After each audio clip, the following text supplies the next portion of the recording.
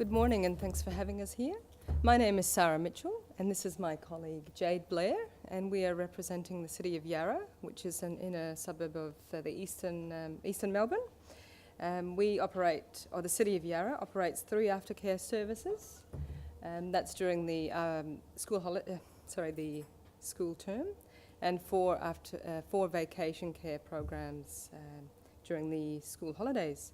We offer 45 places at our particular service, which is called Richmond West After School Care. So our focus question was on how we can engage 10 to 13-year-olds better in our program. And this was due to recognition by service providers, researchers and policy makers that the middle years period is a critical period of physical, social and emotional transition and development for children. And due to these physical changes, it can be a time when children engage in risk-taking and experimental activities, which can have at sometimes adverse risks on their life. Research discussed in the middle years strategy has shown that the middle years is also a key intervention period, whereby services such as OSH can provide a place of leisure, recreation, belonging and community for children.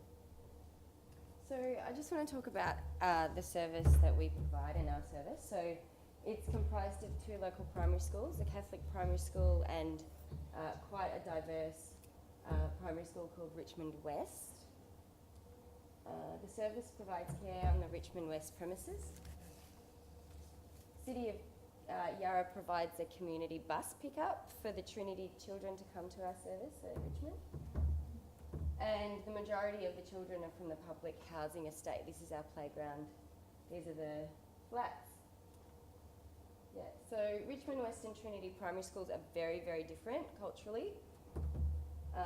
Richmond West is a trilingual school offering Chinese, Vietnamese and English in their school curriculum equally, which is really interesting. And Trinity Catholic Primary School is 2 k's away.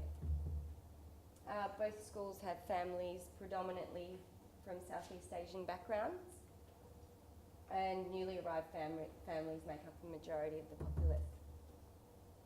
There's a growing West African community in the area developing, and Richmond West Primary School is situated within the community housing estates in Richmond. And there are a number of vulnerable families presenting with complex issues. I'm not sure whether most people here are from Sydney, but where we operate is kind of like Cabramatta in the 90s. So there's a high drug and crime rate. So our OSH philosophy is engaging families and children, community and belonging, and children are co-creators of programs in the environment. We have a case study. This is Kwok and Mai. Kwok came to us when he was in grade 2, and his father had just passed away, and his mother is a single mother whose English was a second language. He presented with a number of problems. He was very angry, very aggressive, and he was with us 5 days a week until he finished primary school.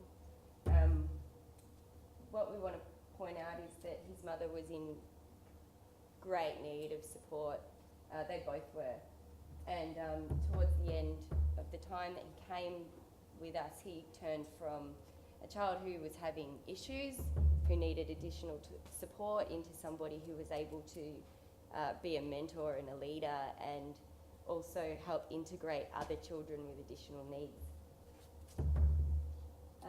So when we looked at our methodologies in our project, we asked ourselves first, I think that was a really important thing to do, what did we need as teenagers or pre-teens? What did we need from our spaces and environments and our families, friends, mentors and peers?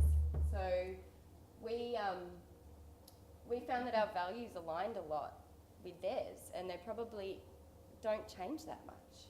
So we found that the big one is ownership of space, developing and expressing identity, and a place to relax and engage with peers and share interests. So just in the red, we've got extracts from My Time, Our Place. So we set up in a temporary space every day. We set up and we pack down. It's part of our process. We're in a temporary space that we loan from the school. So this is the empty space, and then every single day we change it. When we first started this research project, I suppose that was one of the things that we identified as being, you know, a barrier to how we engage with the space, and it was negative. We've changed that. It's now something that can be really creative and exciting and changeable and flexible, and I think that the children are responding in a really great way. Also, we found that music was the other really important factor to feeling safe, belonging, and able to make friends and build relationships. So when we did a whole lot of workshops with the children to workshop ideas on what they would like in their space with no constraints at all, so no budget, anything could happen in this space. And so we drew a little plan, and we expressed ideas, and then were able to scale it down a little bit in the second part of the workshop. So in the first one there was trampolines, saunas and spas, a whole lot of musical equipment, projectors, beanbags, couches, what else? Fairy floss machines, all sorts of stuff. And what we found interesting was that somebody presented with this, which was disco or die, and that was their statement. Mm-hmm. So we took it pretty seriously, and we offered music as a integral part of our programming. We have a disco every Friday. They become DJs. We have workshops in music, and we've got musical instruments. So yeah, this is a way that we're promoting agency through decision making and consultation. We also went back to school, and we did lots of research, and we read lots of reports. The most interesting is the Joining the Dots report, which is about the middle years transition from primary school or grade 6 into year 7 and then on to year 9.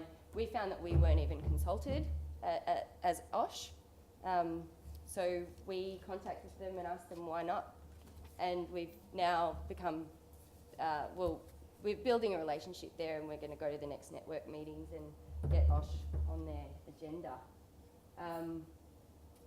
We also looked at Bruce Hurst and his study into 8 to 13-year-olds, and found that really fascinating. And also City of Yarra has been developing a middle years strategy and an action plan, so we've been working with youth services over there.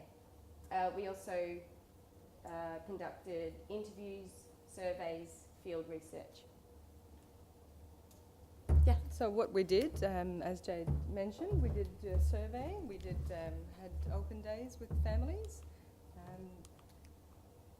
open days and enrolment events for parents, because language is a big barrier, being mostly predominantly Southeast Asian demographic, so helping them with the forms is very helpful to them.